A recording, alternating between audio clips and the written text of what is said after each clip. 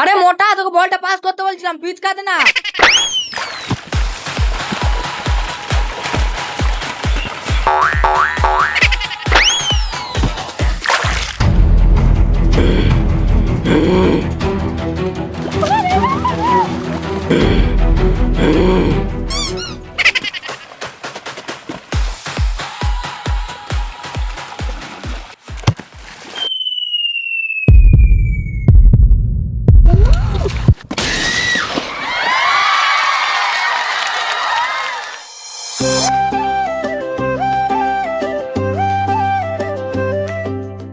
Football খেলা হেরে কেমন লাগলো? এই সময় থাম থাম, মেয়েদের ক্যাপ্টেনের কথা তো বাদ দিলাম, মেয়েদের গোলকিপার তো এক বলের বাড়ি খেয়ে মাঠে জল ছিল বলতে বেঁচে গেলি, যদি মাঠে জল না থাকতো না তাহলে ঝুঁকিয়ে দিতাম। ঝুঁকিয়ে দেবে। এই সময় চুপ চুপ চুপ। এই শুভ, তোর গত বছর রথের কথা মনে আছে? কোনটা বলতো? আরে তোদের মনে নেই, দক্ষিণ পাড়া আগের বছর আমাদের থেকে বেশি চাঁদা তুলেছিল। ওরা আগের বছর জিতেছিল ঠিক আছে, কিন্তু এবছর আর না। তাহলে কি করবি? এইবারই আমরা ছেলেরা আর মেয়েরা দুই দলে ভাগ হয়ে যাব। একটা দল উত্তরে পাড়ায় যাবি আর একটা দল দক্ষিণ পাড়ায় যাবে। কিন্তু দক্ষিণ পাড়া কি আমাদের চাঁদা দেবে? অবশ্যই দেবে, আমরা নিজেরা রথ বানিয়ে নিয়ে যাব, তাহলে কেউ আর অমান্য করতে পারবে না। তাহলে এই কথাই রইলো। বিকেল 3:30টার সময় যে যার দলের রথ বানিয়ে নিয়ে আসবে, তাহলে হয়ে যাক। তাহলে হয়ে যাক।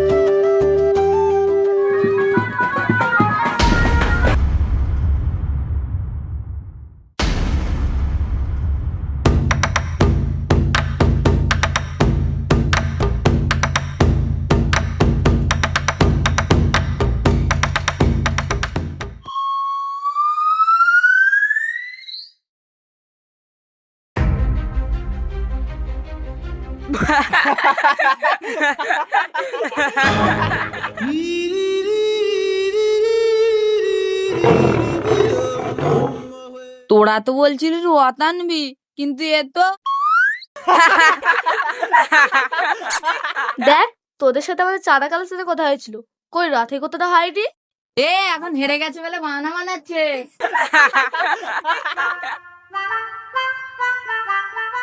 তাহলে দেখা যাক এই বছর সবচেয়ে বেশি চাঁদা কালেকশন কাদের ওঠে। তাহলে তাই হোক।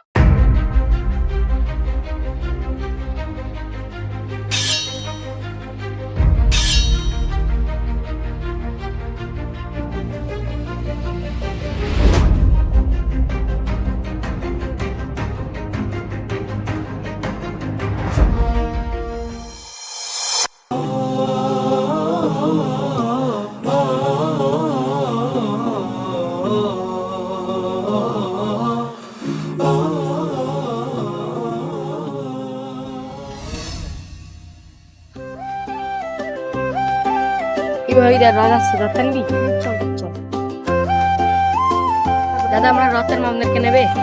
হ্যাঁ নিশ্চয়।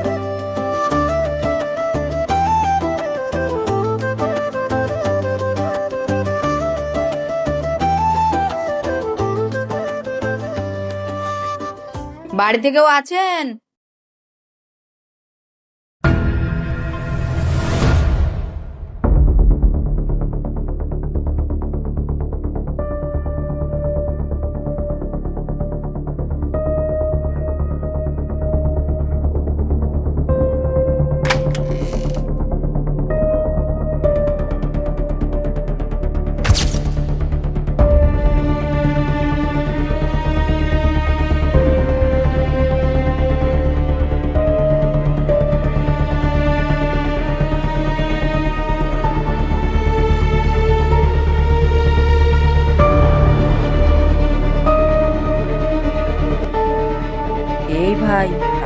বাড়ি থেকে চল। চল।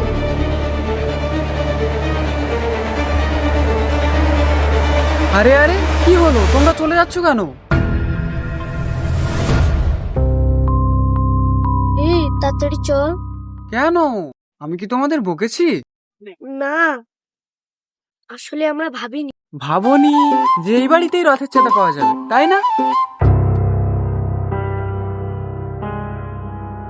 আমরা ভুল ভেবেছিলাম চাচা, কিছু মনে করবেন না। ভুল করলে কেউ ছোট হয়ে যায় না বাবা, ভুলটা বুঝতে পারাটাই সবচেয়ে বড় ব্যাপার। এসো বাবারা, তোমরা ঘরে এসো।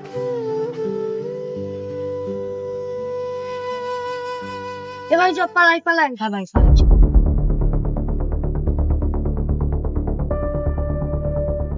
কি হলো, এসো।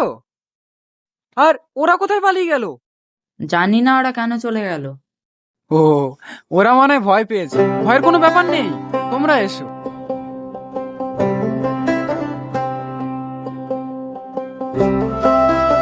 চল।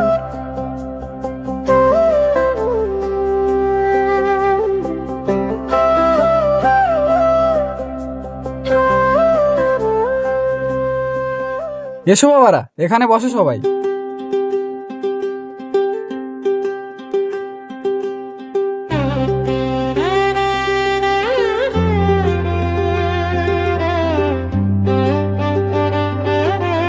শবনম, শবনম শুনছো?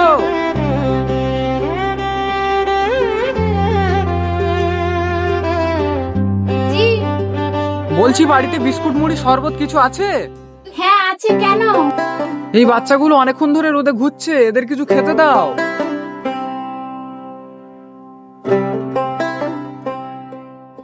না না চাচা, অত কষ্ট করতে হবে না। এতে কষ্ট কিসের?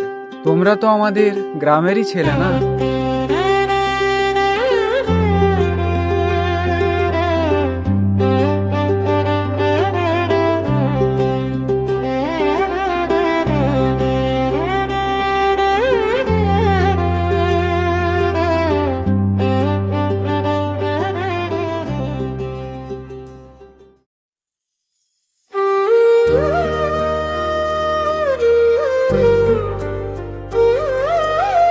নাও বাবা, আগে সবাই খেয়ে নাও, তারপর সবার সাথে কথা হবে।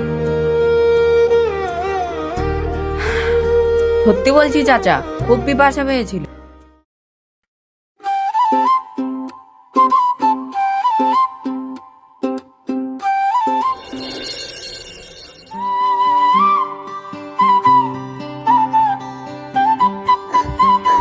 আব্বু আব্বু, আমি এসে গেছি।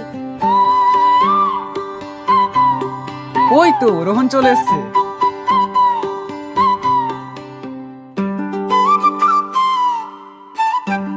বাহ, কি সুন্দর রথটা। আব্বু আব্বু, আমরা আজকের ফুটবল খেলায় জিতে গেছি। বাহ, খুব ভালো খবর। আব্বু, এরা কারা? ও, এরা এরা পাশের পাড়ার দাদারা। আব্বু, এই দাদারা কেন এসেছে?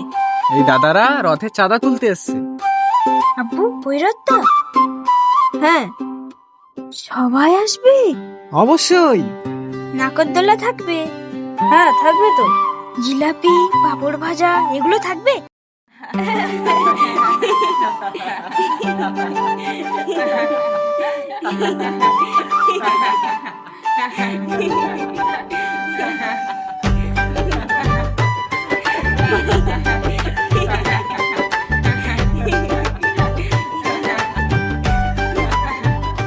আরে হ্যাঁ, সেটাও থাকবে। আব্বু, হ্যাঁ বলো। আমি কি ওদের সাথে যেতে পারি?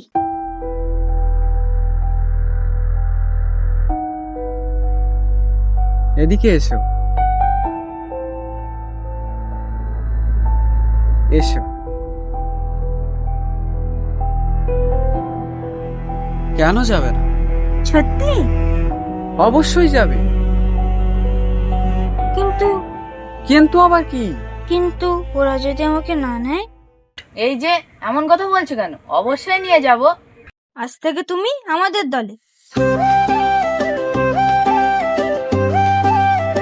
আচ্ছা, তোমার নাম কি?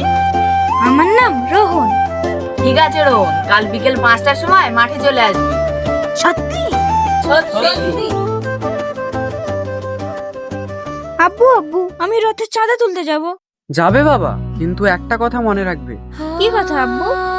ভালো কাজে গেলে কখনো মানুষের ধর্ম দেখবে না, মানুষের মন দেখবে। ঠিক আছে আব্বু।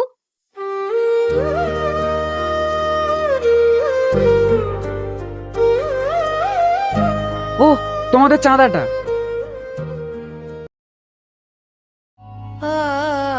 চাচা, আজ আমরা শুধু চাঁদা পাইনি, তাহলে আজ আমরা একটা নতুন ভাই পেলাম। আসছি চাচা। যাও।